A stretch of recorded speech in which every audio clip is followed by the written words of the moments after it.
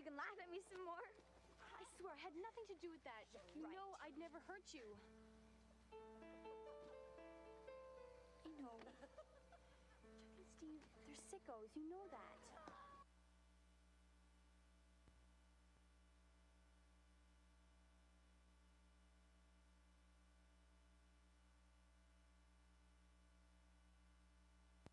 Michael.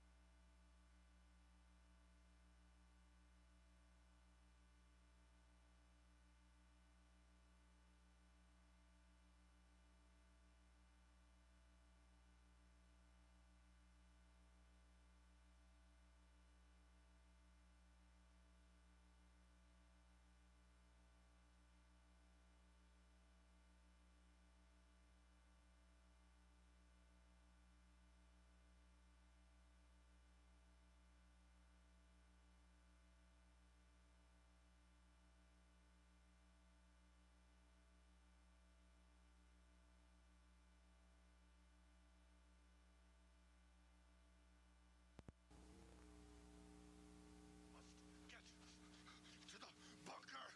Must get to the bunker! And the big green head, no, he's not a man at all. In fact, he's dead. Oh, there's not much hope for a scary, lonely man. For his jump-start heart, his homicidal hand. There's no tenderness in his green cadaver limbs, and he'll kill us as soon as he loves us, 'cause we're all afraid of him. Splendid.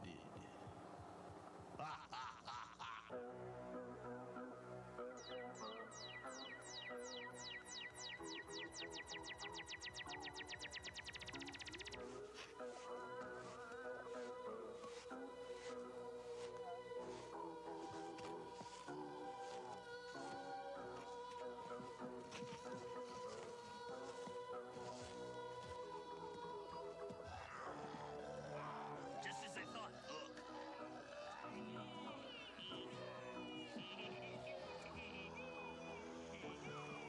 Our problems are just beginning.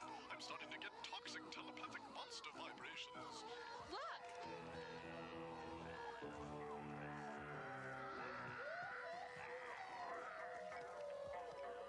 Oh boy.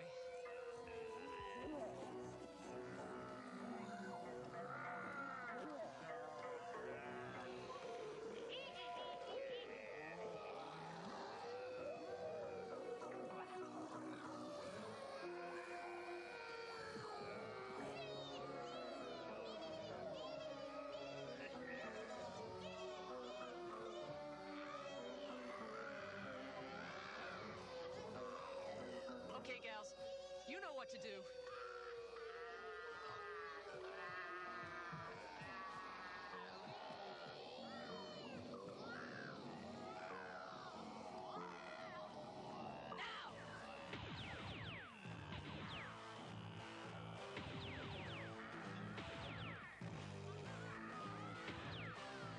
Eat neutrons, morons!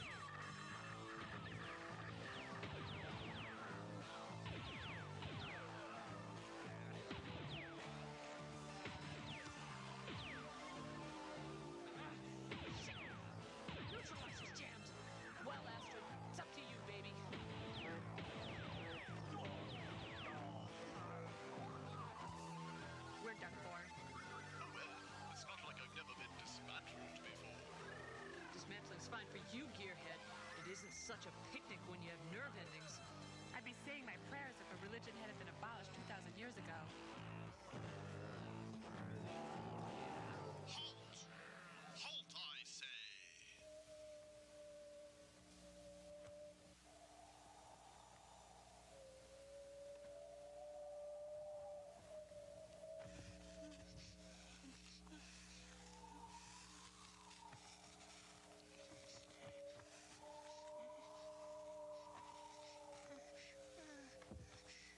Master, I am happy to report the invaders have been deneutralized. Yes, my wee one, I've been watching everything on my Franco-scope. You've served me well, friend. Imagine these harlots thinking that their pithy neutralizers would be any match against my formidable hordes. I await further instructions, Master. It's time to show our guests to their quarters, Ignatz. We mustn't be rude after all.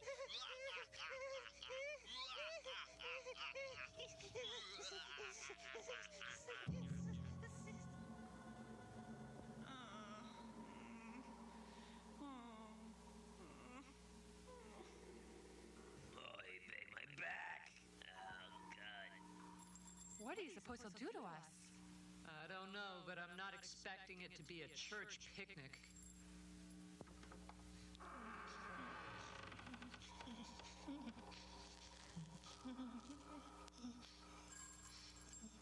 Well, I guess you're gonna do us in now, right? Oh, no.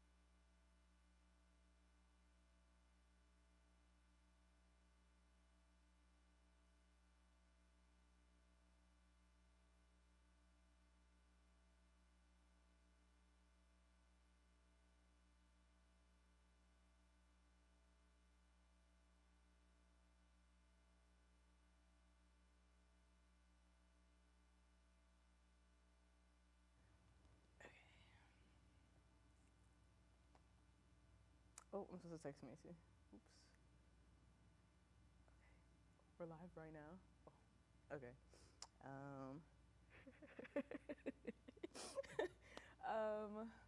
Hi everyone. My name is Sabrina, and you're watching episode 3 of. Is the mic on now? Was it not on before? Okay, give me 1 second. Oh, my nose is running. My name is Sabrina. This is episode 3 of Dream Chambers, public access television. We're broadcasting live out of SPNN Studio in St. Paul. Thank you for watching. Thank you for coming.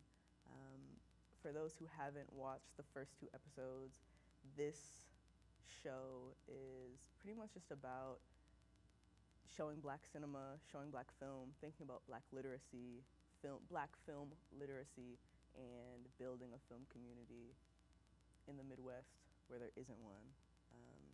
And so I'm just gonna kind of go through some of the points that I want to talk about. This episode is gonna be really short because I don't have time to have it longer than this, and I'm very tired. And so if you have any time to kill, please come watch some films. We have a few guests. We have a few guests. Yeah. I'm gonna do a film review now, so.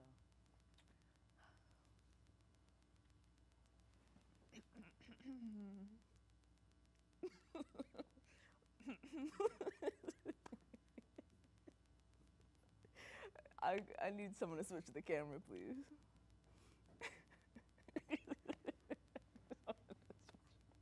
Just switch the, okay.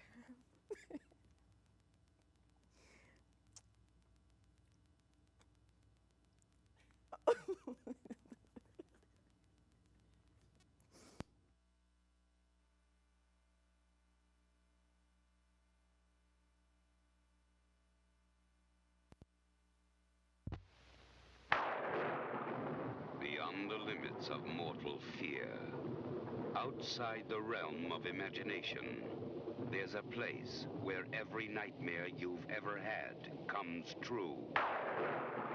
The house on Skull Mountain.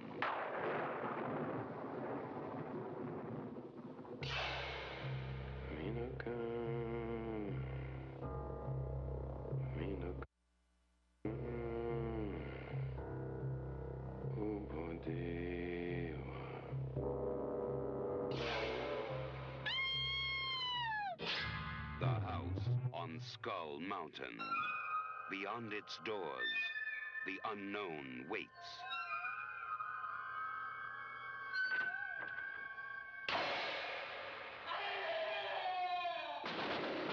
Through its windows, the supernatural beckons. Evil stalks its hallways. Terror lives in every room.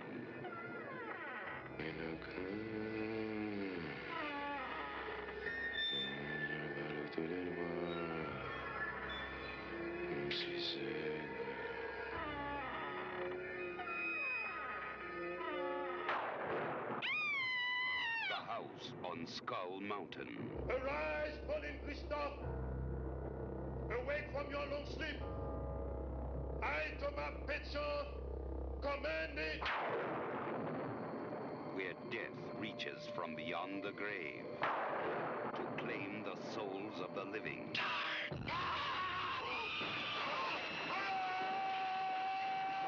What is its secret? Who holds its power? When will it strike again? Victor French, Janie Michel, Jean Durand, Mike Evans, and Ella Wood. No one can escape the horror that lives in the house on Skull Mountain.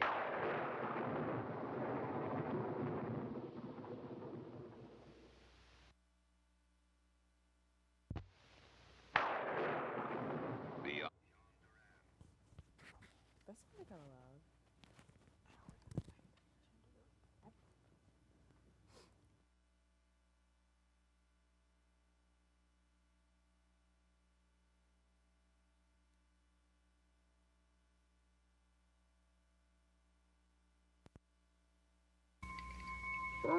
Blood is red.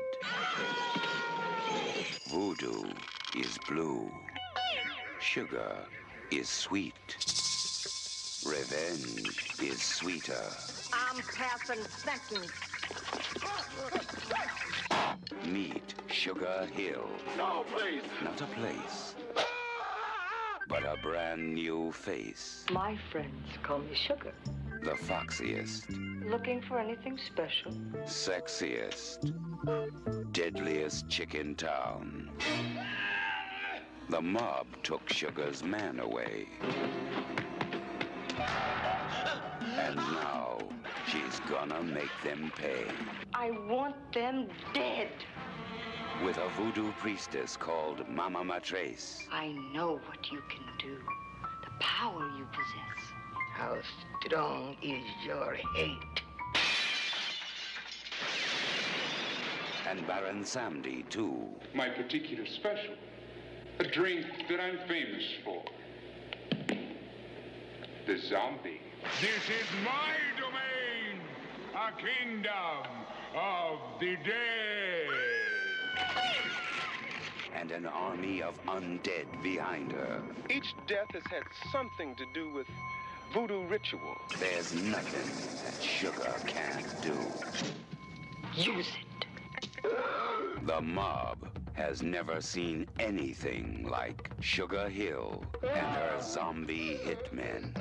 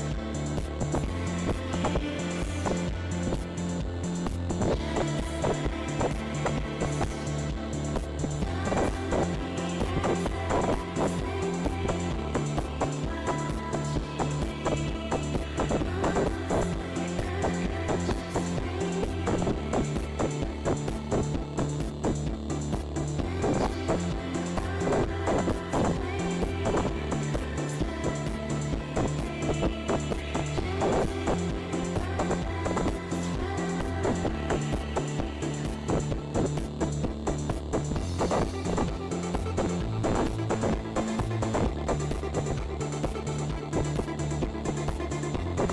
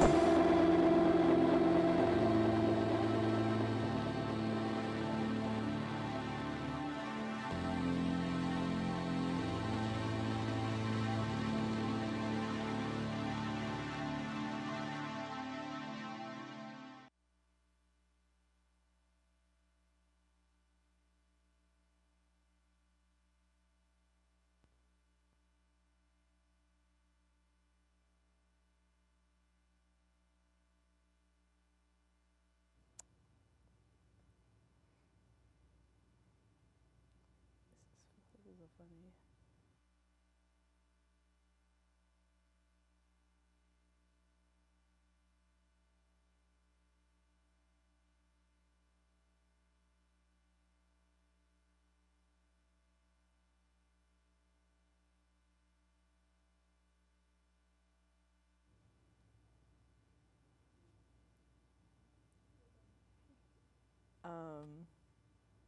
Yeah, you just watched, what did we, 30 past, no, I know yours. Sugar Hill and House on Skull Mountain and 30 Past Midnight. 30 Past Midnight. I'm so thrown off right now.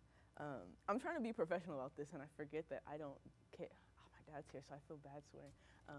I'm sorry, Dad. I don't give a fuck, so I just am. Also, is my mic on? Like, is it? Can you hear it? Okay. Yeah, I just forget that I just don't care, so I'm trying too hard right now. We cut out, but I want to do a film review on some Palestinian films from everything that is going on. I'm not gonna say that I'm the most well-informed on the situation. It's obviously a genocide. We obviously know that shit is fucked up, but for me, and the reason why I'm so into film and enjoy film so much is that it is kind of the only artistic medium that can show life as it was lived, like as it was breathed, as people that were speaking in it, the music that was playing, the way the air looked, the way the sky looked. Film is kind of the only medium that reflects that and is a really strong historical marker for the past and how we can just not be ignorant about what has happened so we don't repeat it. So a film that is actually screening at the Trilon on November 29th, part of Mizna's film series.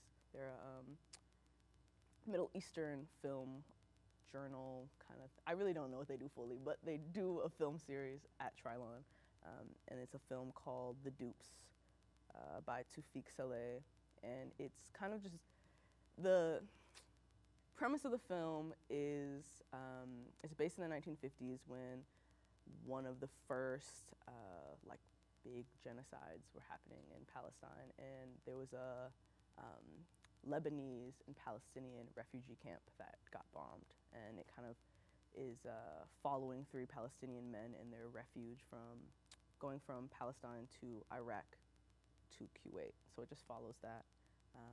And then there is another film that I really recommend. The issue is that I can't pronounce it. So, but it's called, do you know how to pronounce this? Tal El Zatar, TALLEL-ZAATAR.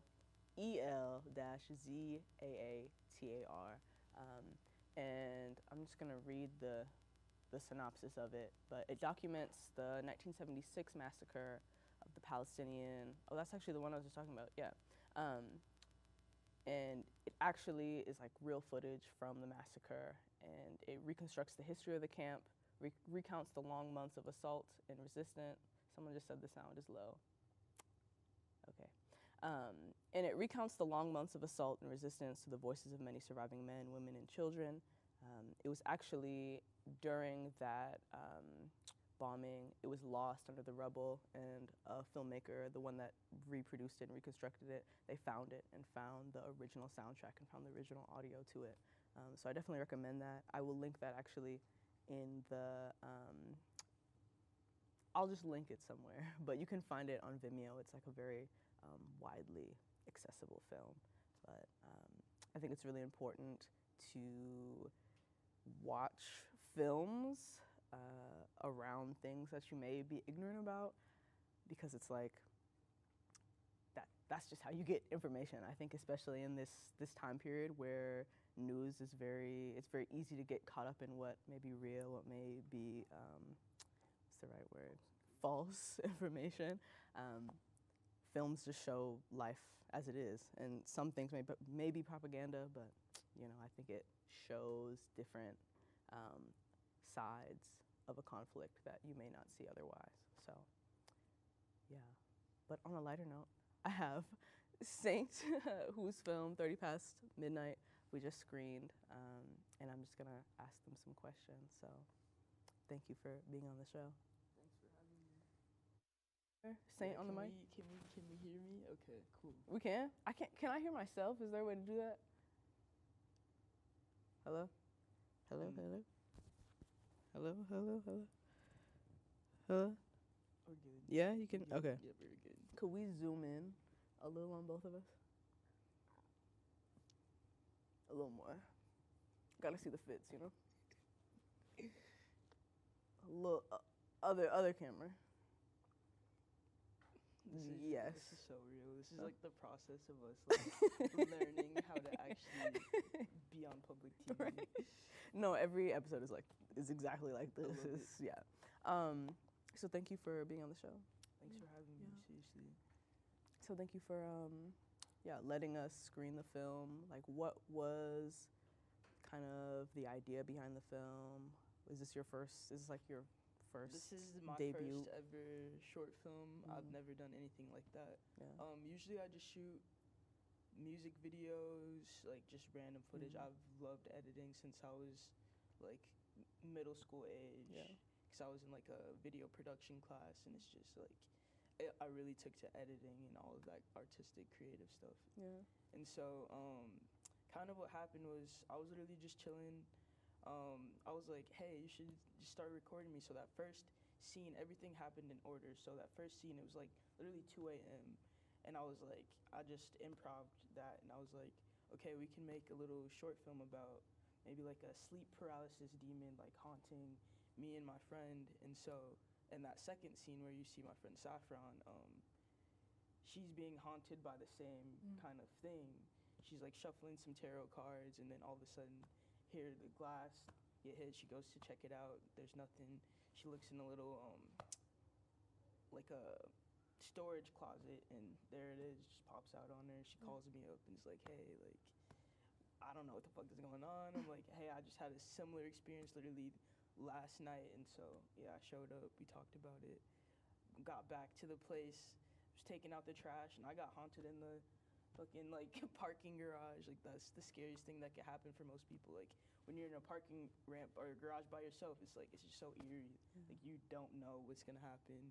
You don't know what's gonna pop out. And that happens in like a lot of horror movies, like where there's something like where you're just by yourself in like a place where there's just so much space, and it's like the lighting is just perfect for that to happen. Yeah. And so basically, like towards the end, you can see the person that saves me looks just like the entity that's haunting us. And so it's like basically like body snatching type stuff going on, and in the end, she ends up getting snatched herself, and then zooms in on the entity, and yeah. While you were saying that, I thought you were talking about like a actual event that was happening. Oh, No, I was like, damn. Yeah, I was describing. I'm sorry. No, it's good. It's good. I was just like, that's crazy. That's crazy. Okay. No, but yeah, I just like we literally improv every single scene. Yeah. None of it was scripted or written. It was just literally just all improv in like the span of not even a full day. That was all shot that Yeah, night. It was like 2 a.m. got that first footage. Then like later in the day we got the rest of it. So it was like Yeah. And what kind of equipment did you have? Because I feel like the lighting was actually really good in there. I literally just shot it on my iPhone. Damn. Okay. Literally just my iPhone. I edited on InShot, which is just like an editing app on iPhone or like mobile devices that I've gotten pretty good at using. So. Yeah. And you just were kind of like, fuck it, I just want to do it right now. You just had people. Yep. Because the way that I work, like with any of my art, I'm really spontaneous, and so that's the best way I work is spontaneity. I can't even say the word Spontaneity. Yes. Spontaneity. There we go. Spontaneity. Yeah, like that's the best way I work because I don't like to think too hard because then it just becomes a stressful process for me. But when I just go with the flow and like I'm like I'll see what happens, and honestly the biggest part of doing all of that was just like how the editing was going to turn out. Like, the scenes didn't matter as much as just like how am I going to put these together to tell a story. And so I really like how it turned out. Yeah, I feel that I feel like with my work I'm super anti-spontaneity. Like I'm like I need everything planned out. I need to know what day it's gonna be, what the moon is gonna be in. Like just like everything needs to be set. And I take a really long time to make work. So I feel like I don't know. I'm kind of inspired by that. Just being like fuck it. I'm just gonna like I have this idea. I'm just gonna do it. Yeah. Just I have the people around. Why not just like use what I have in front of me to create and to express. I know you touched on it a little bit, but like what were you thinking about when you decided to make it? Like you were just like honestly I was thinking about the fact that honestly I don't really see very many like stories about like sleep as far as like sleep paralysis demon, because like in that first scene I was on the couch, there was like actually that first part came from a dream that I had when I was a kid. I had a dream that I got like possessed or something, and I was sitting on a couch in the middle of like some kitchen area or whatever, and like this like entity, she like brought a staticky TV in front of me and just was like playing static, and it was just like, and so I kind of like that like literally it almost came from like a dream from when I was a child, like a nightmare I had. So I kind of tried to bring it to life a little bit and just add more to it. Yeah. Because the only scene that was like, actually part of my dream was the first one, and so I just kind of built off of that. Like from that first, you just were like, let's just see how it goes. Then who else was in the film? You had Lexi Madison and Saffron Serene, very close friends of mine. Shout out. Yeah, them. Shout out to them because they were so down to do it. Like I didn't have to ask twice. They're like, hell yeah, like that would be so fun. And it was actually really fun. I meant to add bloopers, but I think I'm just gonna add a separate like blooper. Really? Yeah. On my YouTube, but it was pretty funny. It was pretty funny. Are you thinking about making more films kind of in that realm? Definitely. I need to see who's down, and I think like if there would be more people in it, I'd want it to be more planned out, but I just really wanted to see like under pressure like what I was capable of, like just let's do this right now and see what we can come up with. So And would it be in the horror genre, or would you most likely or like even like psychological thriller, because that's something that really gets to me the most. Like it makes you have to really think about everything. And it really scares me more than like actual just like gore and all that. Yeah, the suspense. It like gets a dark you like room, in your brain, like it mentally fucks with you. So it's like So thinking about that, like what is your dream film to create? Like what is the dream? I think concept? My dream film concept would genuinely be kind of highlighting serious issues in life and like the things that people go through, people that look like me, people that like have grown up kind of with the underhand, and like I have like this idea to get a bunch of people that have been through things that like majority of people that like grow up like sheltered, spoiled,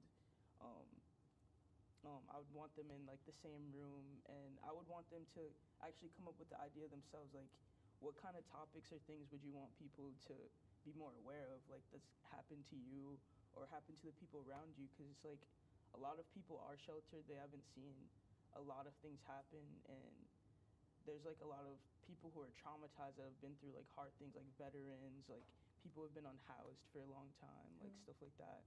And it's like it seems like people don't really care about those issues unless it directly affects them. So it's like you want to put them through I wanna put Scared them Straight. through it, like in like, you know, kind of, because it seems like people don't really get stuff unless they see it in like a movie or something. And so I really want to evoke emotion and make people be like, okay, like the people I see on the street every day that I'm judging, like they're a normal person like me, but they've had it harder. Yeah. And so I think it would be really dope to like just let people like that like come up with ideas for like a short film themselves and like be like. Okay, I thought you meant like a Squid Games, like you put them through. Absolutely not. Okay. I was like. No, I'm just gonna like traumatize people. I mean, they would get it. They would get it. That would be kind of dope, but like no. Oh yeah, I was just thinking of like letting. That would be like my big like ultimate goal. Like, if I got like bigger as a artist, producer, all that shit. Like I would really want to give creative direction to people that have never had the opportunity. And like really let them tell a story that's gonna like make people see things from a different viewpoint and different perspective. In a way that like sheltered people couldn't, because there's like a lot of sheltered people that write these stories and they've not actually experienced it themselves. And so imagine it like being told from like the viewpoint of someone that's actually gone through it. Like that would be absolutely like make you feel very powerful emotions for sure. I'm gonna let the live stream ask a question if they have any. I'm gonna check it. But while I'm waiting for that, what's your favorite scary movie and your least favorite scary movie? My favorite all-time scary movie would probably be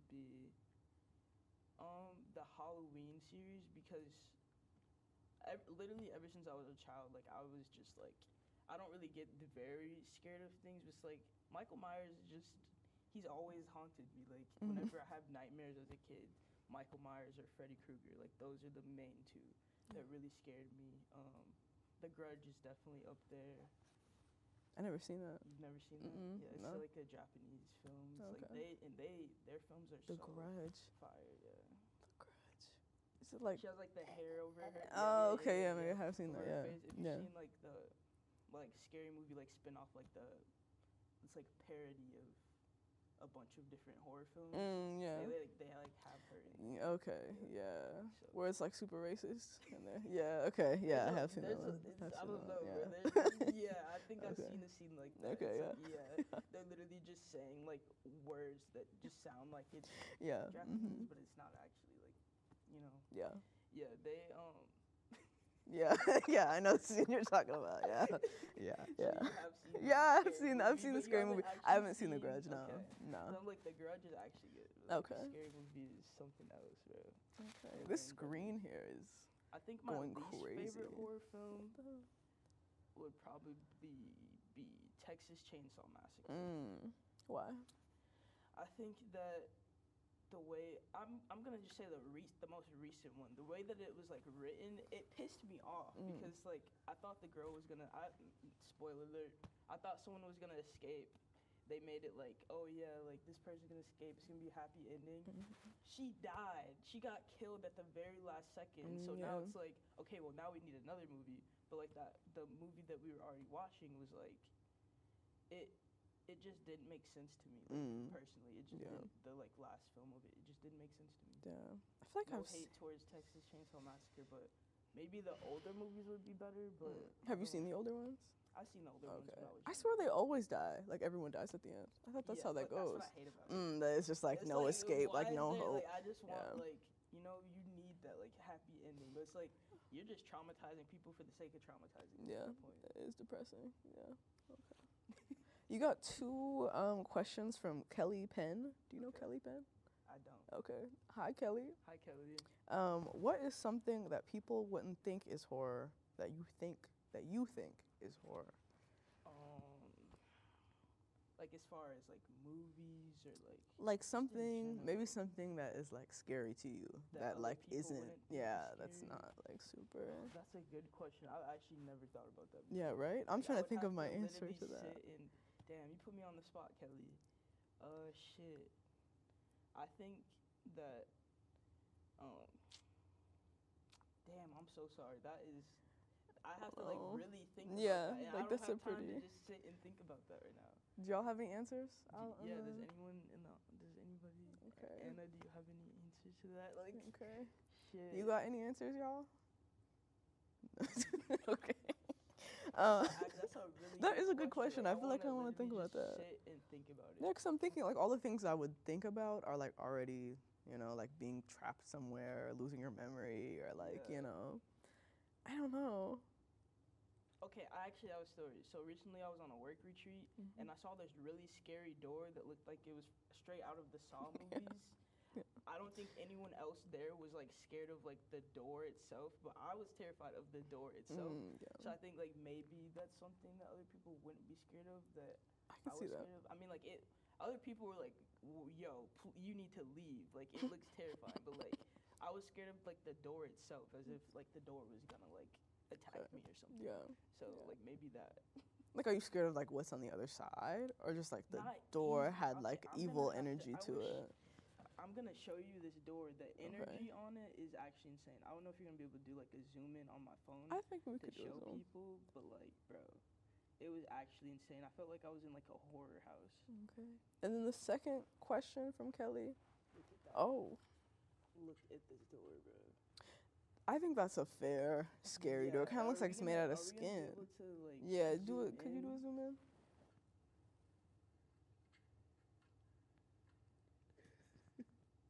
I'll start it over. Let's play it back. I don't. Now that we're zoomed in. Like, I slept in a room where that door was right outside of it, and it was just horrible. What work retreat is that? Like, what were you doing? Bro, we were in a lodge, and I guess the place that we were staying in was like an old factory, and so that door is just like really old, but it looks like it's like haunted. Okay. So. Okay. Yeah. What? We got a It's Factory background. That's gotta go. They're not paying us for that. Get it out of here. No free promo. No free promo. Second question. What horror / scary movies do you think have impacted the culture? That is a good question. I think for sure Freddy Krueger. Yeah. Like for the sure. Nightmare on Elm Street movies. Yeah. For sure. Not your what's shirt. Who is that? Jason Michael. Voorhees. Jason Voorhees. Yeah. He doesn't have like a name. It's just. His name is Jason. Oh, But he's from the Freddy Friday and the 13th okay, movies. yeah, yeah. And so there's Halloween where it's like his face is just like someone Yeah. else's. Who the like, hell is skin Michael on his Myers? face. Michael, you don't know who Michael Myers Is that He's not like, him? Oh, the no, one with the He has like someone else's face on his face, kind of like in Texas Chainsaw Massacre. Like he has on someone else's face as his face, someone else's skin. Okay. But Jason basically he drowned in Crystal Lake. Oh yeah. And apparently he didn't actually die, so he like raised himself in the woods And kills so he didn't have horny any teenagers. He didn't have any actual like human skills, no morals or anything, and so like campers that came out to Camp Crystal Lake, he ended up murdering them in like a massacre and stuff like that. So yeah. Okay. We got a question from Nandi. Shout out Nandi. Some documentaries are horror depending on the topic. Is that a question? I think No it was more of shade. a statement Okay. than a comment. Some documentaries. Maybe it was some documentaries like asking for some documentaries that are horror. I think the Ted Bundy and Jeffrey Dahmer. That's not. I feel like that's like a cheating answer, you know, because they're like killers. So of course it's gonna be horror, you know. It's like I don't know documentaries, so I don't really. Yeah, I like watch like Planet Earth documentaries. That's so. like those are the. I mean, to be fair, those are the only like some of the only documentaries I watch besides like cases of like the one girl that killed her daughter, so Casey Anthony. Yeah, I've only seen like a couple documentaries, so I can't really say anything. But I've seen the Ted Bundy, Jeffrey Dahmer documentaries, and those are like, how do you get to a point where you're in that mind space or like headspace to like do that? Yeah.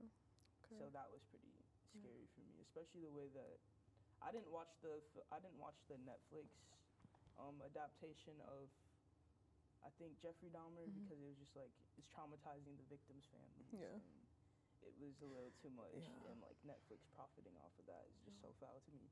But yeah, I saw the documentaries like years ago, and so I was like, wow, like that was insane to me.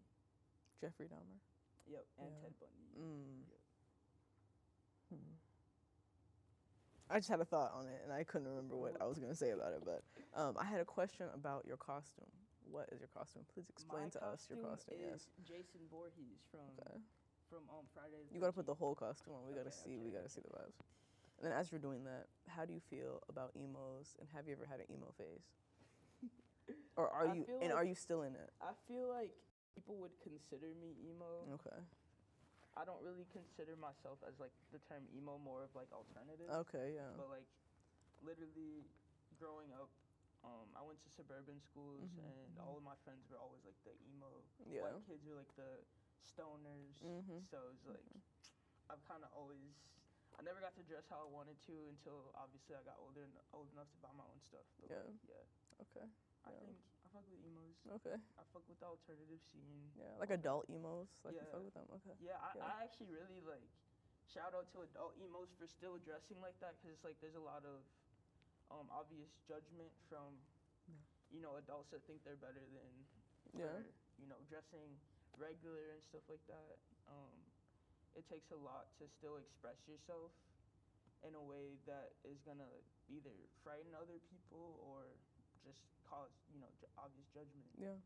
And I think it's really beautiful that people like have that brave spirit in them to be able to do that. Like it's really dope to me. So I love skinny jeans. Like not on me, but I feel like the emo aesthetic of the skinny jeans and the hair and the bracelets up. Yep.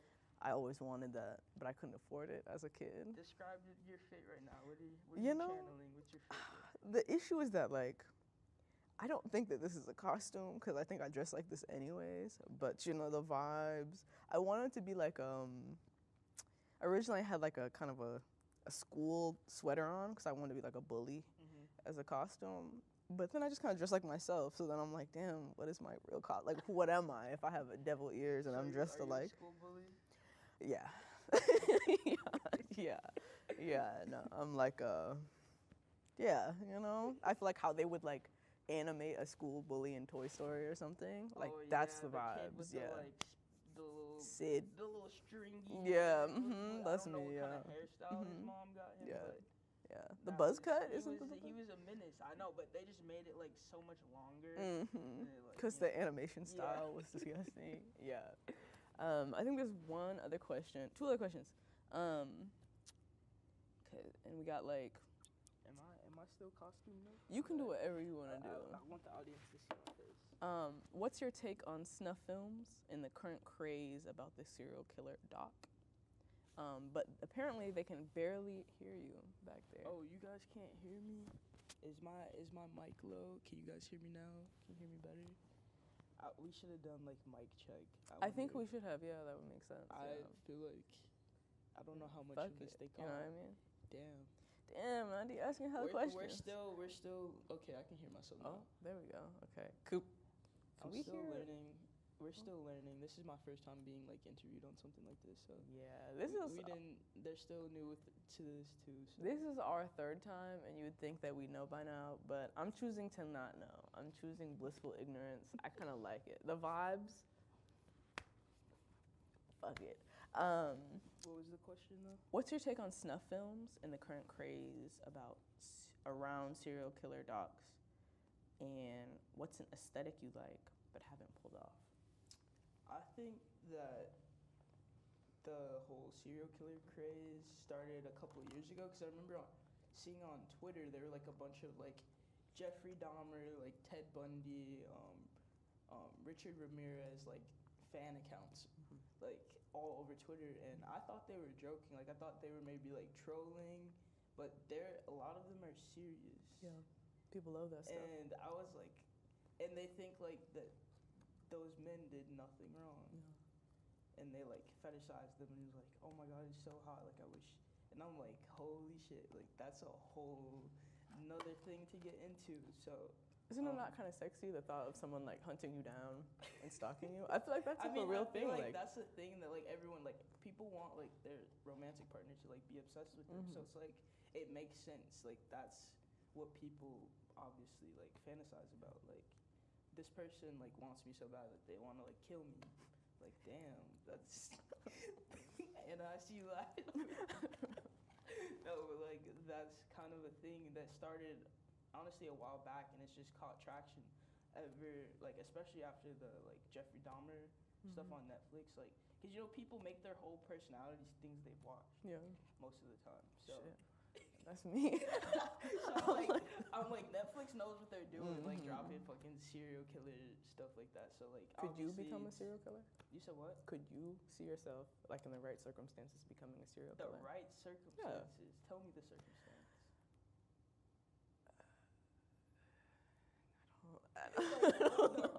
Like I don't know, and under any circumstance. If I had to like specifically target a certain demographic, probably like pedophiles. Oh, like okay.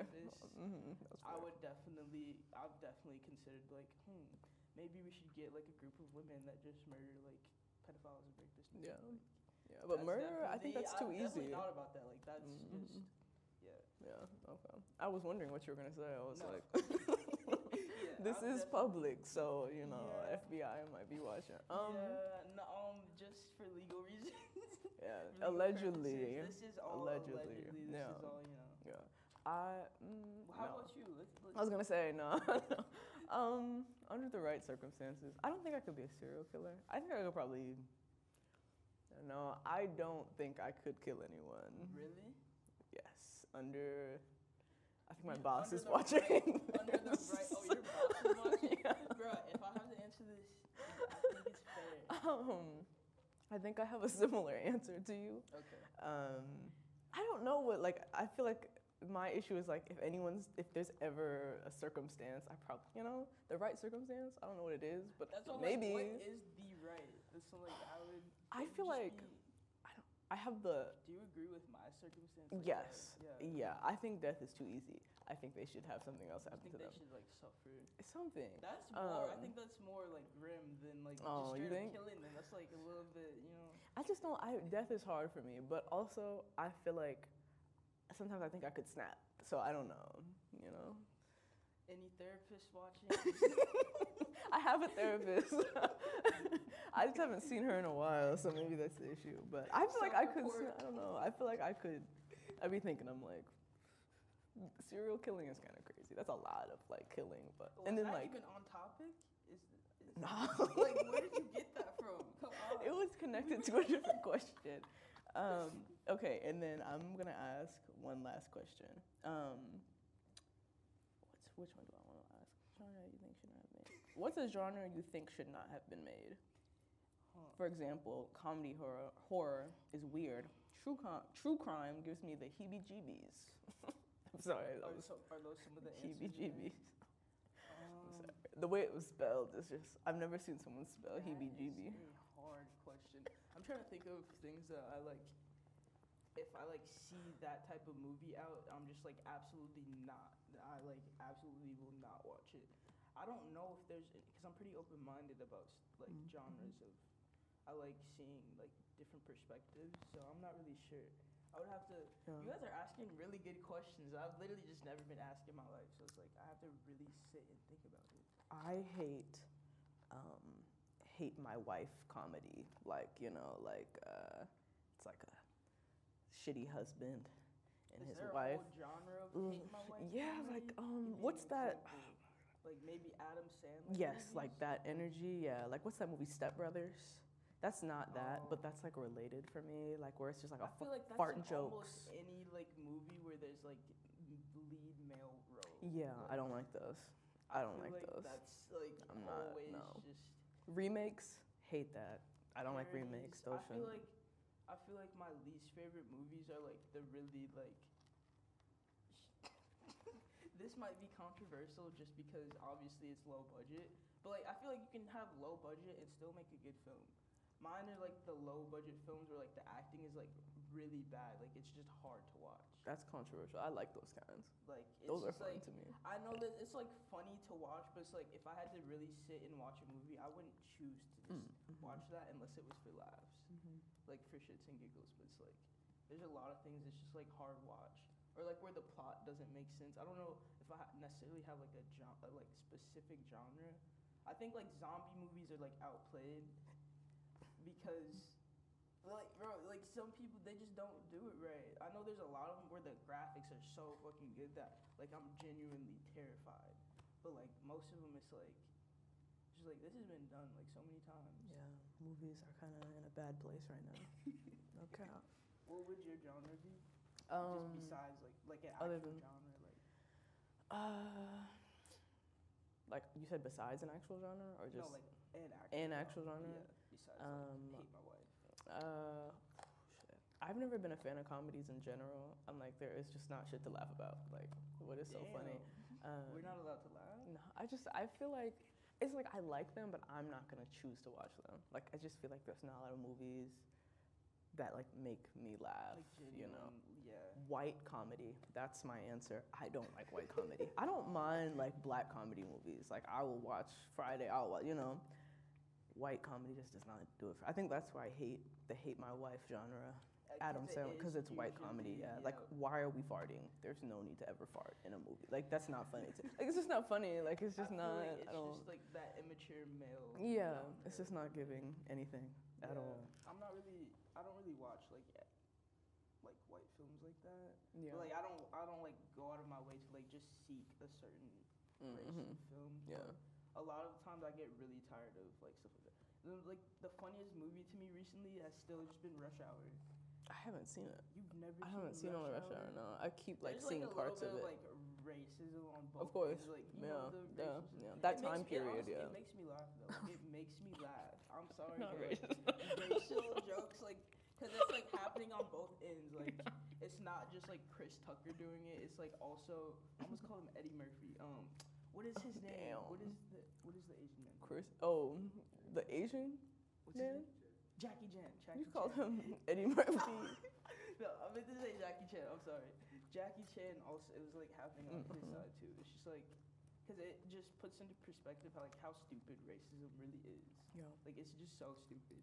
Like I don't know if anyone takes racism like, or people who are racist serious. Like if you say you're racist, I'm not gonna take you serious. You're a clown. Like why are you racist? I don't know. That's kind of scary. I feel like if someone says they're racist, like I'm gonna take them seriously. I mean, it's like, what are they gonna do? Like, okay, I believe that they're racist, but it's like why? Yeah. Like it's an activity, I guess. I know a lot of racists. No cap. You know that wasn't good to say. Oh. I feel like is that who you hang around? No, like casually. Like you know, you're just ever around anyone old, like. That's what I'm saying. They don't care. Outrageous things. I'm not gonna call out nobody that maybe some people in this room know, but you know, people over 60 be crazy. They say some crazy shit. But and they can get away with it because you know they're old. Put them fries on a napkin. Oh yeah, that's true. We don't endorse McDonald's around here, and I'm not eating McDonald's because you are I'm technically vegan, and these aren't chicken nuggets. But McDonald's was on the list for places that are being boycotted. Really? For supporting Israel. Cut the cameras. Let's go to the trailers. Cut the cameras. We're out of here. Cut it. Now we really gotta cut the cameras. We really gotta go to the trailers.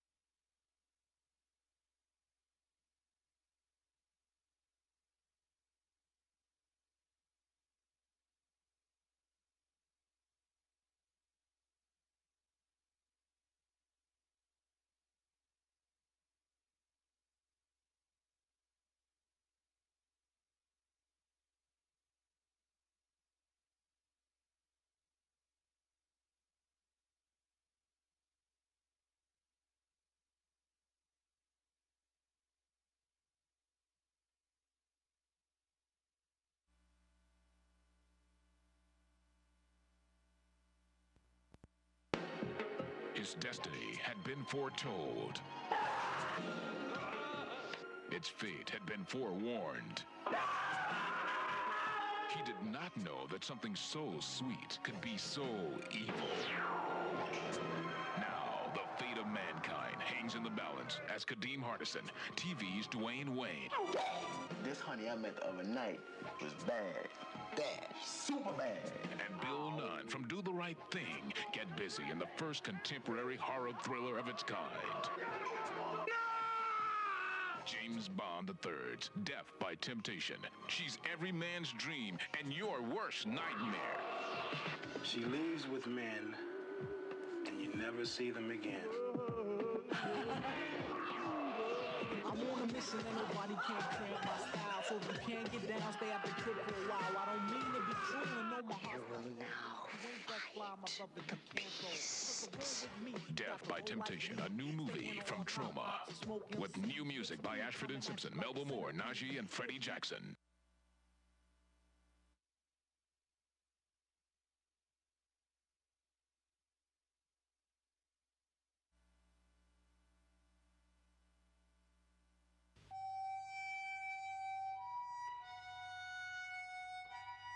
House.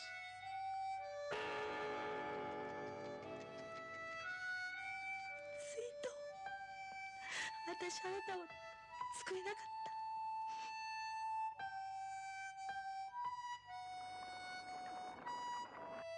た。 I see in your eyes where tomorrow is hiding in my heart. There's a bell ringing loud at the touch of your lips. Down the rainbow, I'm sliding. Little arrows keep falling as thick as a cloud.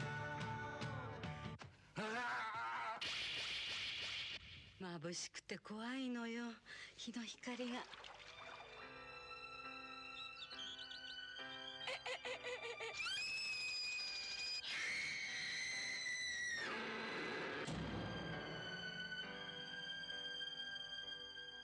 かからないわ、故障よ。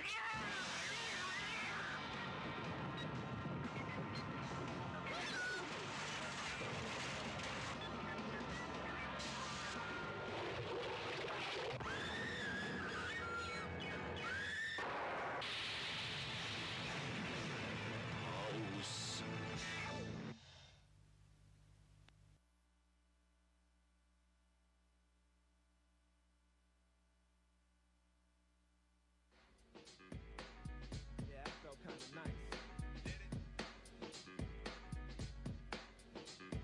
Acclaimed for his role in Boys in the Hood, Larry Fishburne is Officer Russell Stevens.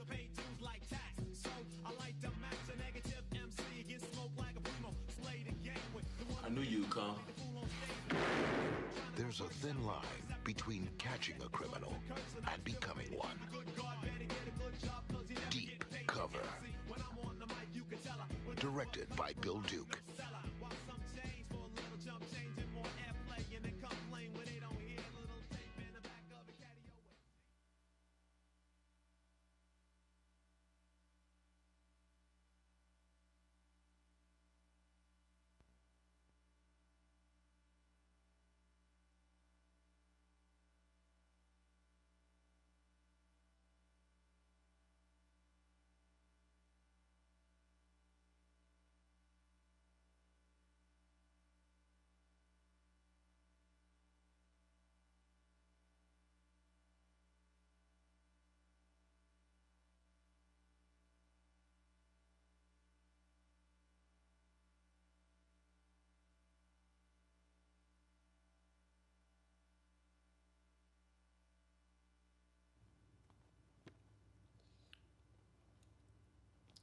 Hello.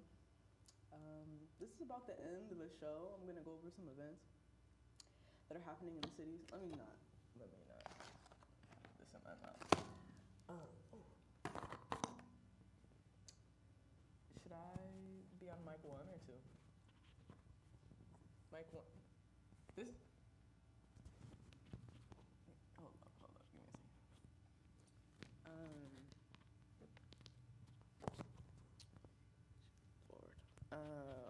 whoever's on the live stream, I'd love for some recommendations on what we should talk about for the next episode, which is in December. But yeah, what's going on? Let's see.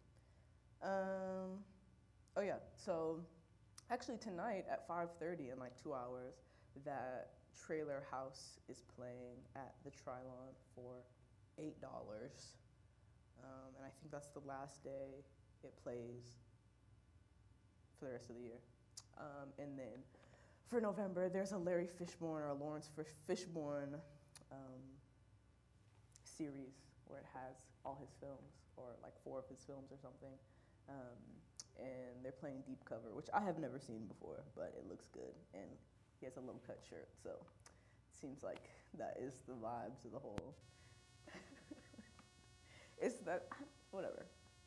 And then I'm just gonna go through the rest of the month. So November 9th is the film Cypher with Tierra Whack. I think it's actually like a suspense film. It's supposed to be like going through her like rise to fame, but then also have like suspense elements in it. That's November 9th at the Trilon. That's one night only. November 10th is, you wanna read these?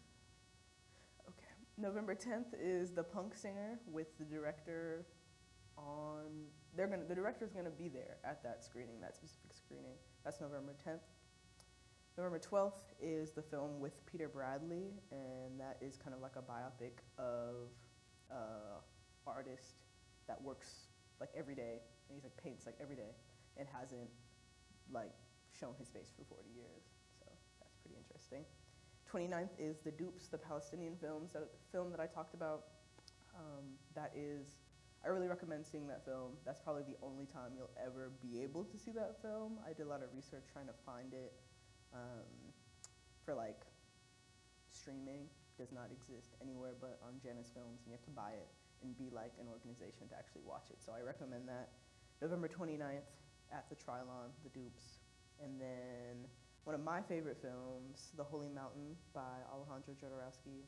Is that him? I'm sorry.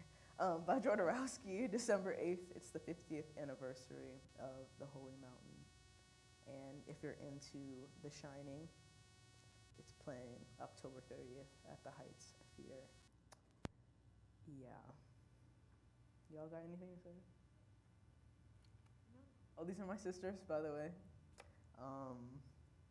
They don't want to be here, but it's okay. It's okay.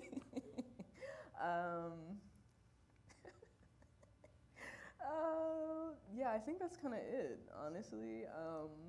I'm going to wait 3 seconds, 5 seconds to see if y'all have any questions for me. But yeah, that's kind of it. That's it. Actually, I should probably say this because I don't know if it cut out in the beginning. I should probably re-explain what this show is.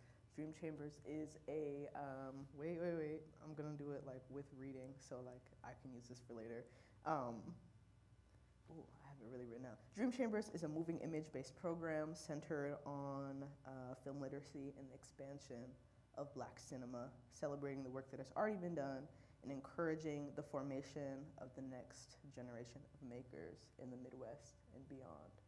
So we are here to talk about all things Black film, to encourage more filmmakers to go out into the world and realize that film is a very accessible and very necessary medium. So that's it. Thank you. Goodbye.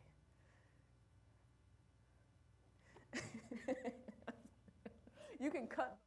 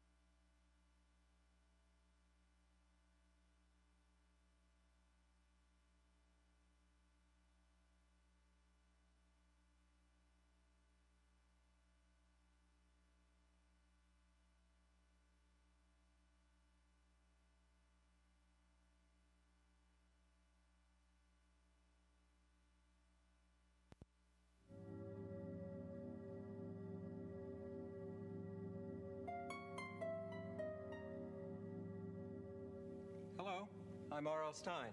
I write the Goosebumps books. In a few minutes, you're going to see one of my favorite stories come alive. The Haunted Mask is a frightening Halloween story about a girl named Carly Beth. The horror begins when Carly Beth puts on the evil haunted mask, and it ends when she discovers there is nothing more powerful than the love of her family and friends. What's so scary about that? You'll see. Viewers beware. You're in for a scare.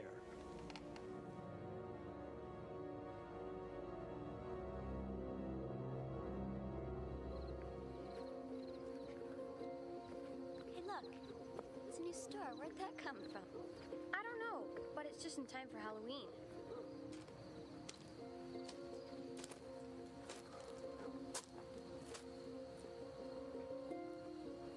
Novelty shop. Wow. Pretty scary, huh? Yeah. Come on, let's go. Carly Beth. Huh? Oh.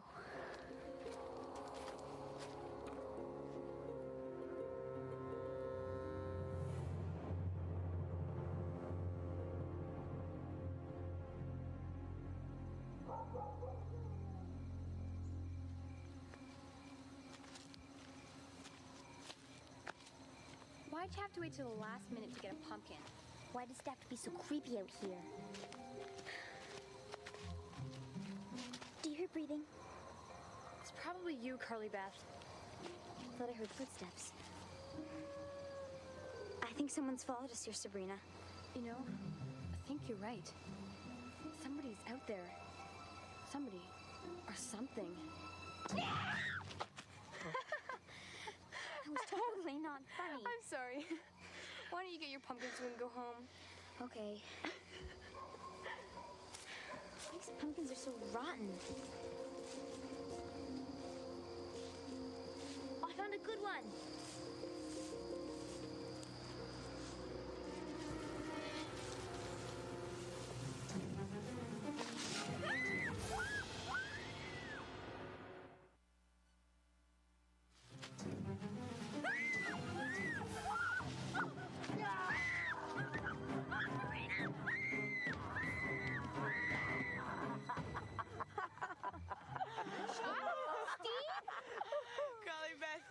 You should have seen your face. That was the best one yet, Carly Beth. Carly Beth, slow down. Stop. Why? So you can laugh at me some more? I swear, I had nothing to do with that. You know I'd never hurt you. I know. Chuck and Steve, they're sickos. You know that. I can't believe they followed us all this way just to scare me like that. They're creeps. They have no life. Last weekend at your house, they pretended they were prowlers. That wasn't funny. Sorry. Last summer, they put that dead octopus on me. They're always pulling stuff like that. I'm sorry they scared you. I really am. It was a mean and stupid joke. No, you're sorry. It's just... They don't do this to anyone else but me, Sabrina. Why me? Don't be mad, Carly Beth. It's just... You're so scareable, that's all. I am not. Come on, that's not fair. Carly Beth, come on. Oh, I may be afraid sometimes, but I mean... Everyone knows you're afraid of everything. Okay. I don't like being scared. I don't like being afraid, okay? It's okay. Maybe someday they'll know how it feels. You didn't get your pumpkin.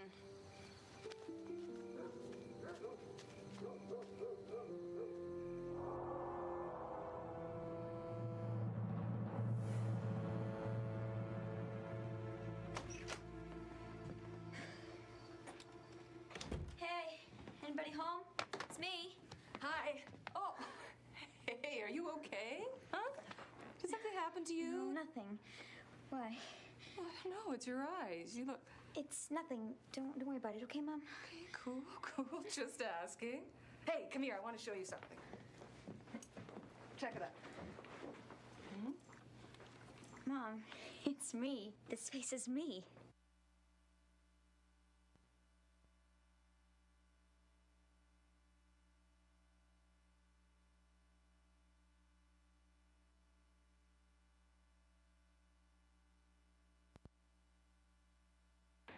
من أحد سكان تل الزعتر.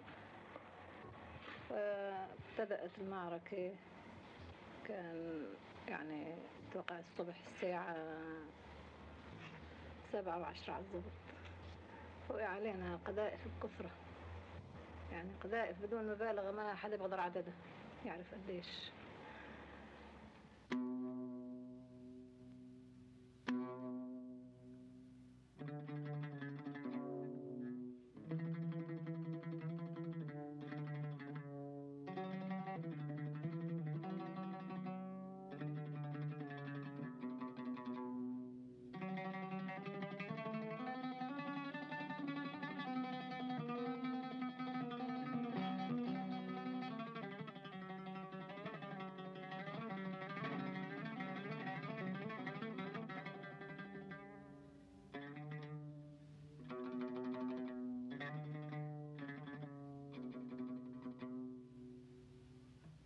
قالوا إن الزعتر لا ينبت إلا فوق التل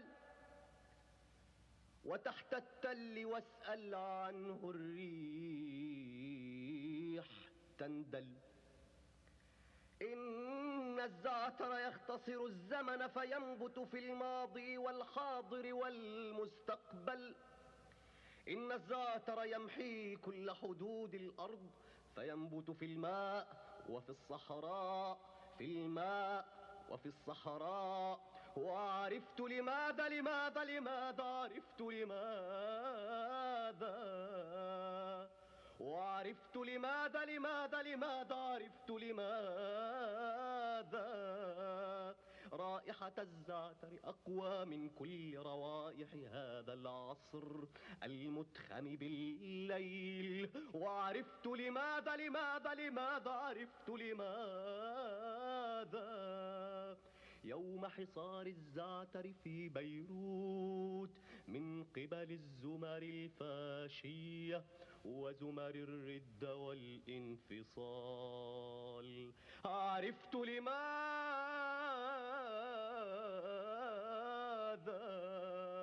أصبحت الأرض محاصرة بالزعتر، أصبحت الأرض محاصرة بالفقراء، أصبحت الأرض محاصرة بالمستقبل، أصبحت الأرض محاصرة بالمستقبل، أصبحت الأرض محاصرة بالمستقبل. حضرة المقاتلين بكل تسالي بكل شدة، فكان موقف المقاتلين يعني مدة بالأول كثير بسيلة. اشترك مع القوات الانعزالية مدافع كبيرة، قذائف يعني غريبة الشكل.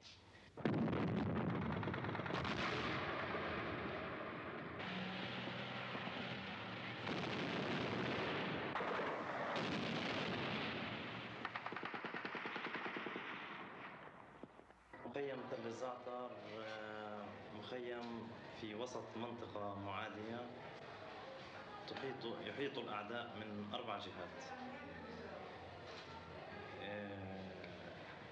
يوجد به ما يقرب من 45,000 نسمة سابقا قبل الصدام مع الانعزاليين.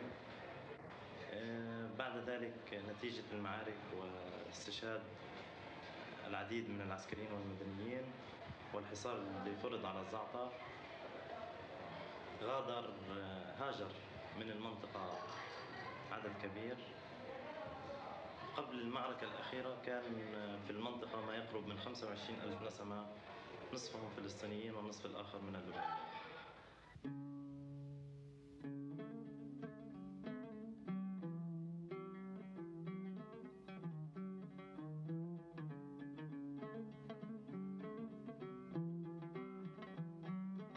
مخيم تل الزعتر هو أحد المخيمات التي يسكنها الفلسطينيون حول بيروت، إذ يوجد بالإضافة لمخيم تل الزعتر 3 مخيمات أخرى هي جسر الباشا وبرج البراجنة وشتيلة.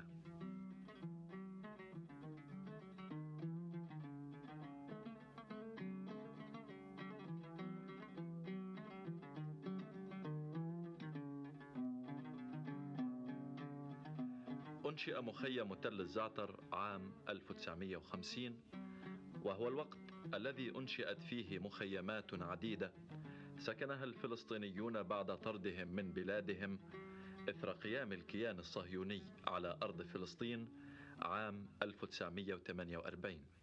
مع الضغط الصهيوني المسلح كان الفلسطينيون يدفعون إلى أقرب حدود عربية، إلى مصر والأردن والعراق وسوريا، ودفع الفلسطينيون في شمال فلسطين إلى لبنان. بقي الفلسطينيون الذين نزحوا إلى الدول العربية ينتظرون عودتهم القريبة كما وعدهم الزعماء العرب حتى عام 1965، حيث انطلقت الثورة الفلسطينية المسلحة، واستجابت الجماهير الفلسطينية داخل الأرض المحتلة وفي البلاد العربية إلى تنظيم نفسها تحت لواء الثورة، وكان مخيم تل الزعتر أحد هذه التجمعات. يمتاز مخيم تل الزعتر عن غيره من المخيمات بموقعه قرب منطقة صناعية، مما جذب كثيرا من الفقراء اللبنانيين وخاصة من جنوب لبنان، فسكنوا في المخيم وعملوا في المصانع المجاورة على الرغم من ظروف العمل القاسية والاستغلال البشع الذي مارسه أصحاب هذه المصانع على عمال تل الزعتر، مما خلق تناقضا بدأ يزداد عمقا مع ازدياد الوعي لدى العمال، حتى أصبح هذا الوضع أثناء الحرب اللبنانية رمزا للتناقض بين أصحاب الامتيازات وبين الجماهير اللبنانية المتعاطفة مع الفلسطينيين ونضالهم.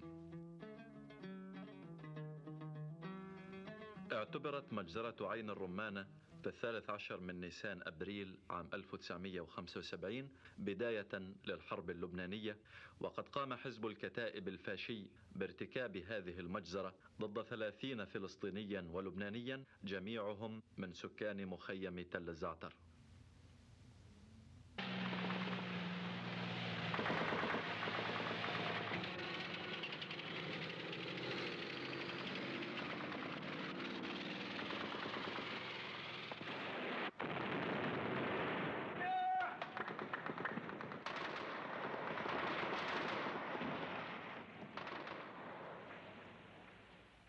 طبعا كان الحصار مفروض من نيسان 75 على المخيم،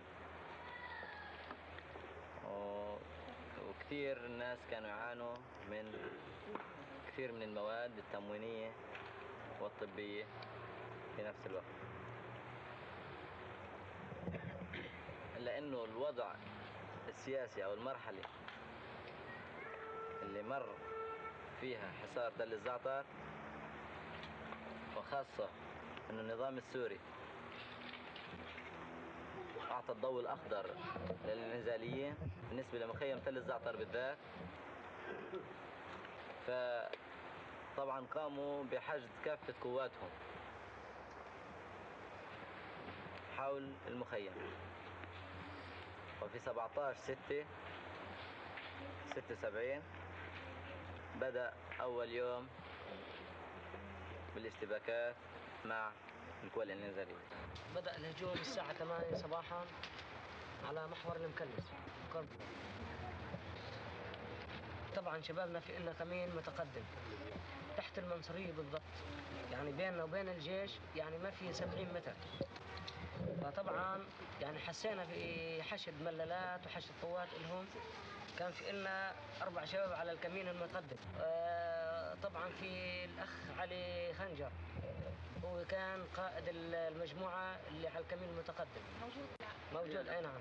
فهلأ بدنا صورة له فعلا، لأنه هاي أكبر أسطورة إلنا.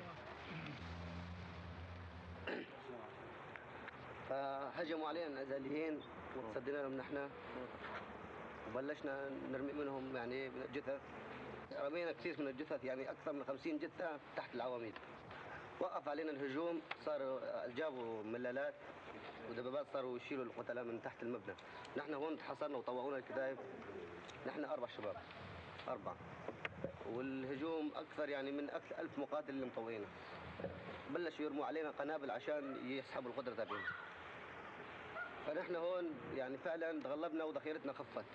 ما عادش نستجري، يعني ما عادش نقدر نستعمل الذخيره زي ما كنا نستعملها بالاول. صرنا يعني شوي شوي نستعمل معاهم التقنيص، صرنا نقدر تقنيص طلب الكلاشين. فهون نحن قاعدين يعني بعد شيء ساعات تجي اكثر، يعني اكثر من امرار من الاخوان من تحت الاخ ادهم وغيره، يعني يبعثونا قوات. اللي يستشهد على الطريق من غزات النيران، واللي ما فيش يمشي يتغبى، يعني صاروا يتضرروا بالمعامل. ما عادش فيهم يصلونا يعني من غزاره القذائف على الطريق. فهون يعني في عدد من الاخوان وصلونا الحمد لله وجابوا لنا ذخيره، وظلينا مستمرين بالقتال. فوقت هجموا علينا النزاليين صاروا يصرخ واحد بالمغرب يكون ورا منهم انه ما تقتحموا، لموا القتله ما تقتحموا. فهون نحن قاعدين وصلتنا القوات من الاخوان، يعني شيء 10 12 شاب، وفعلا الحمد لله انه انتصرنا عليهم وردينا الهجوم. مش هجوم، ردينا اكثر من 20 هجوم يعني بظرف 3 ساعات. انا سوري رجال، كنت اشتغل معلم نجار، وشاركت بالثوره الفلسطينيه من سنه 1971.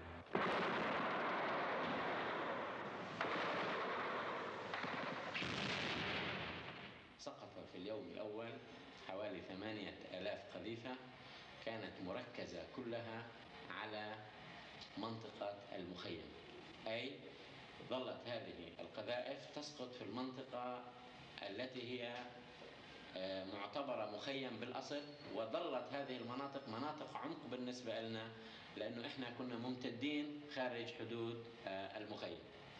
نتج عن القصف في اليوم الأول أن قطعت كافة الأسلاك السلكية، يعني تليفونات، كهرباء، اتصالات السلكية ما بين غرفة العمليات والمواقع كلها قطعت، ونتج عنها أيضا أن قطعت كافة مواسير المياه وانحصر تواجد المياه في حدود المخيم.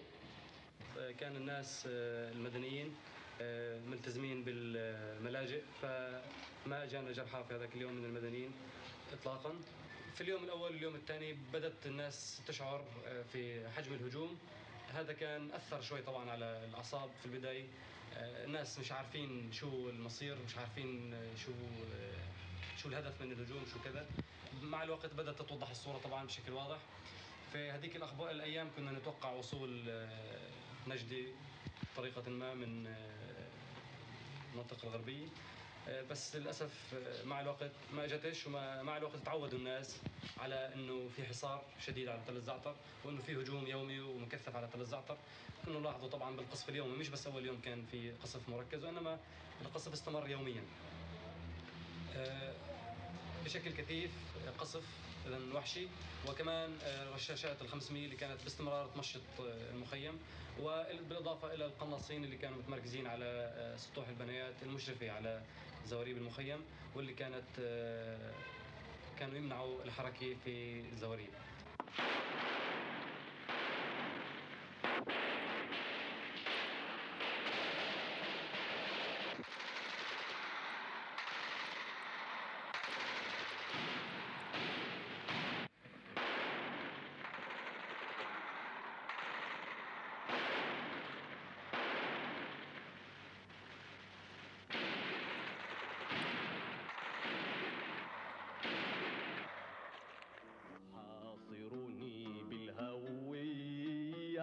تحاصرني الجبناء، وعندي اكتمال الجراح، ومني تشع القضية، وحولي من الوطن العربي ألوف ألوف ألوف، أصابعهم تصنع الفحم تبرا تبرا لتأكل لقمة. شكلت معركة تل الزعتر قمة التصعيد في الحرب اللبنانية في شراستها وعنفها، وكانت قوى اليمين الفاشي اللبناني قد فجرت هذه الحرب بغطاء طائفي في نيسان أبريل عام 1975 للحفاظ على مصالحها وامتيازاتها، وبعد تفاقم الأزمة السياسية اللبنانية نتيجة لتطور الوعي الجماهيري اللبناني.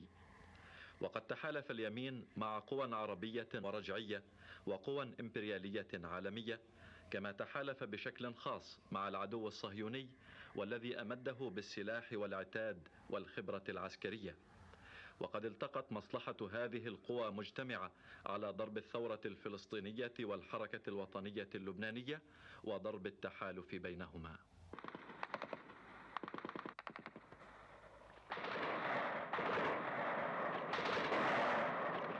كان دور القوى الوطنية اللبنانية الفلسطينية الدفاع عن الذات والعمل على إحباط هذه المؤامرة بكافة أطرافها، إذ لم تستهدف هذه الحرب القوى العسكرية فقط، بل استهدفت أيضا الجماهير في المناطق الوطنية غرب بيروت، والتي كانت تقصف عشوائيا بالمدفعية والصواريخ وباستمرار.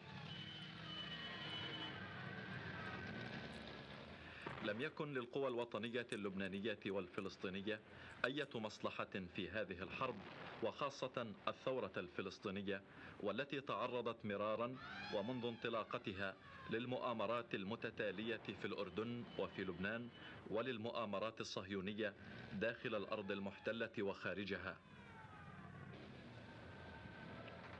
إن قوات الأمن العربية التي جاءت لوقف القتال في لبنان بقرار من جامعة الدول العربية كانت بحاجة لتعاون جميع الأطراف، ولكنها لم تحصل على هذا التعاون من جانب اليمين الذي كان هدفه الاستمرار في القتال، فمنعها من الدخول إلى المناطق التي يتواجد فيها واستمر في تآمره، فأغلق هذه المناطق نهائيا، فانقسمت بيروت إلى شرقية وغربية. ثم استفرد بالمناطق الوطنية التي وقعت ضمن مناطقه كالكرنتينا والنبعة ومخيم تل الزعتر ومخيم جسر الباشا. مع بدء المعركة على تل الزعتر بدأ الفاشيون بهجوم على مخيم صغير يقع بالقرب من تل الزعتر، هو مخيم جسر الباشا الذي يسكنه فلسطينيون مسيحيون. وقد تمكن الفاشيون بعد 10 أيام من القتال من الاستيلاء عليه، ومارسوا جميع أنواع الإجرام والقتل الجماعي في المخيم. وقفونا النسوان لحال والشباب لحال، وصاروا يشلحونا صيغة والمصاري، كل واحد يمد اذن على عرض النسوان ياخذ المصاري، والبنات كمان بدهم يفحشوا فيها صاروا، والشباب وقفونا عشان كل واحد بالدور يحطوهم. كل الشباب تلقحت قدامنا يعني رصاص قدام علينا يضربوهم اياته، يقولوا لنا نحن ماخذينكم على التحقيق، وواحد ورا الثاني صفوهم كلياتنا. كان في 12 شاب وثلاث رجال ختياريين كمان، اخذوهم لورا الحيط رجال وقتلوهم. بعدين بأي طريقة؟ برصاص، كلهم برصاص بروسن كلياتهم. رش يعني ولا؟ ايه رش. اجا ويليام حاوي صار يقول لهم حطوا قنابل خنيق بالملجأ، وقال لهم نزلين كلنا تحت ما تطلعوا حدا منهم. في منهم قال لا بدنا البنات. قنابل شو عفوا؟ قنابل للخنق بقلب الملجأ. قال اذا في تحت بدقيق اما بدنا ننزل لتحت. في شباب قال لا بدنا البنات نحن. في واحد اخذ اختي منزلها على الملجأ بده يفحش فيها، انا مش شايفيته، صرت اصرخ بدي اختي انا، ولا بعدين لقيتهم كلهم راكدين ورا اختي، ولا في واحد صرخ لي مسلح قال له اتركها للبنت. في بعد شباب مقاتلين باول الملجأ، اترك البنات اسا. قولي لي شو صار معك؟ امي راحت تشوف اخواتي، لقيتهم الحين بالطريق. اختي مري بدها تفتش على اخوي عيسى، ما هن اخذوا اول واحد. صارت تفشق فوق البيتين وترفع الميتين وتشوفن اذا اخوي عيسى بناتن. قامت هي وماشي بعد لقيته بالزروب اللي بنطلع فيه على القلعة. قامت امي رجعت صفت على الحد، صرت تقول بدي ابو لبيب، بدي ابو لبيب. ما لقيته لابوي، اما قالوا لها بدك ابو لبيب. قامت امي صفرنت، قاموا حطوها على الطريق هيك على البحر وقتلوها. صاروا يضربوها كفوف على وجهها، اخر اشي ضربوها هيك كف هيك. بعدين اخذوها ورا الحيط وقتلوها. انتي وين كنتي؟ معها. وكيف عملتي بعدين؟ انا قلت بدي امي، قالوا لي بدك امك؟ قلت لهم قالوا لي تعي افرجيك امي. كان بدهم يقتلوني فوق امي. قامت اختي مري شدتني قالت لي تعي بدناش نشوف حدا، خلاص بدناش نشوف احسن، بدك تنقتلي وتخلينا لحالنا انت بالبيت، انت تروحي ونحن نضلنا لحالنا بالبيت. مين هول اللي اجوا؟ كتائب. شفتيهم انتي؟ كيف كانوا؟ شو كيف كانوا. كيف شكلهم؟ سود مربين دقن هيك وشعر مكشكل، كل واحد مزلط عن صدره ومش لابس بيجامة ولا اشي. خفتي منهم؟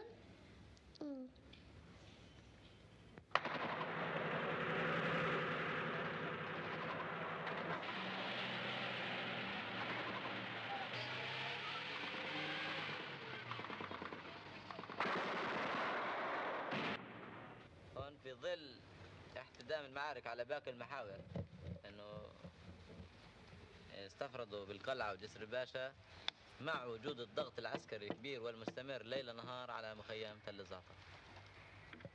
هون كثير تأثرنا لما طبعا عسكريا لما راحت القلعة وجسر الباشا، فصفى أعطاهم فرصة انهم يضغطوا اكثر عسكريا.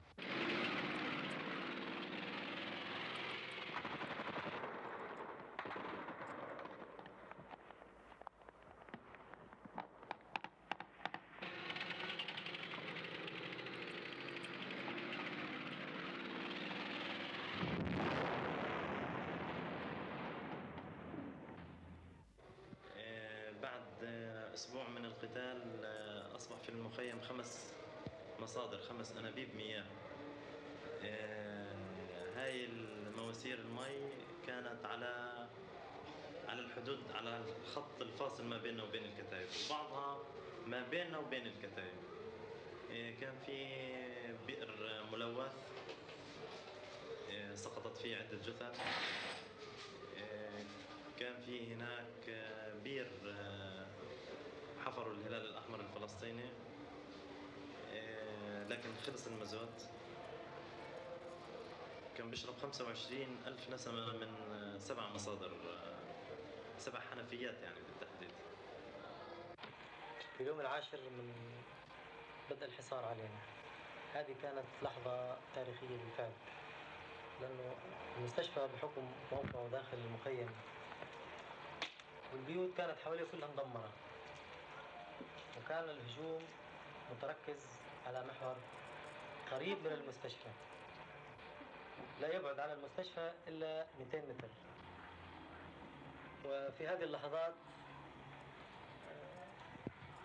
شعرنا أنه وضع المستشفى من ناحية عسكرية واستراتيجية صار صعب، وكان عدد الجرحى كبير جدا في المستشفى.